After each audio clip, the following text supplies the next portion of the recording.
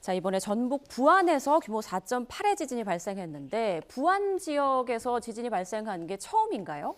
처음은 아닙니다. 그러니까 이 지역에서도 반경 바로 이번에 진앙지와 인근한 지역, 그러니까 50km 정도를 이 주변 지역이라고 보는데 50km 이내 지역에서 발생한 규모 4 이하의 지진은 그동안 39차례가 있었습니다.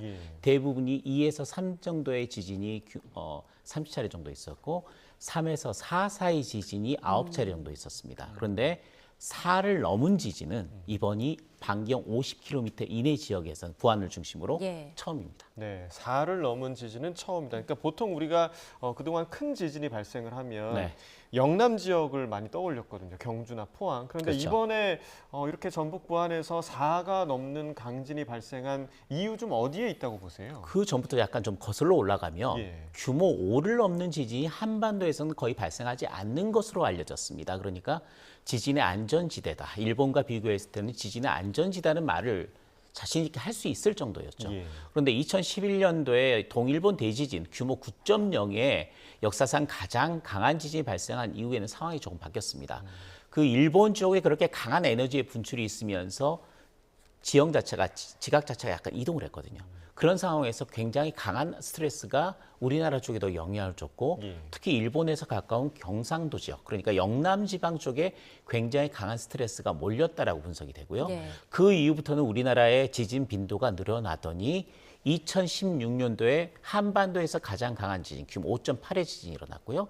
그 이듬해에는 포항에서 규모 5.4의 지진이 일어났습니다. 그러니까 규모 5를 넘는, 그것도 거의 6에 육박하는 지진이 일어나면서 피해가 발생하기 시작했고 특히 포항 지역에는 지형적인 퇴적층이라는 특성상 굉장히 더 많은 재산 피해가 발생을 했습니다. 그 이후에는 한반도가 안전지대가 아니다라는 이야기가 있었고 대부분 영남 지방 쪽에 원래 단층대가 많았기 때문에 이 지역에 강한 지진이 일어나고 그런 데서 피해가 날 가능성이 높다라는 거는 어느 정도 학계에서도 이제 인정이 되는 분위기였죠. 반면 태백산맥의 서쪽 지역, 동쪽 지역 영남 지방 그렇다 손치더라도 서쪽 지역은 조금 이 동쪽 지역보다는 좀 안정된 지각이다, 안정된 지질 구조를 가지고 있다라고 이야기했었는데 상황은 또 바뀌어진 겁니다. 규모 5.8, 5.4 정도는 아니었지만 규모 4에서 4를 넘는 정도의 지진들이 서쪽에서 나기 시작했고 이번 특히 전북 부안 지역 같은 경우는 그동안 전북 부안에서 발생한 지진 가운데 가장 강력한 규모 4.8의 지진이 일어났죠. 그러니까 우리나라가 동쪽 지역만이 아니라 서쪽 지역에도 지진이 다발을 하기 시작했고 제법 강한 강도의 지진이 발생하기 시작했다. 결론적으로 이제 한반도 내에서 규모 4가 넘는 지진이 일어나는 것은 이상한 일이 아니고 규모 5를 넘는 지진, 피해가 날 만한 정도의 지진이 어디서 발생해도 이상한 상황은 아니라는, 그러니까 약간 위험한 상황으로 한반도 지각 구조 자체가 바뀌어졌다. 이렇게 보시면 될 것 같습니다.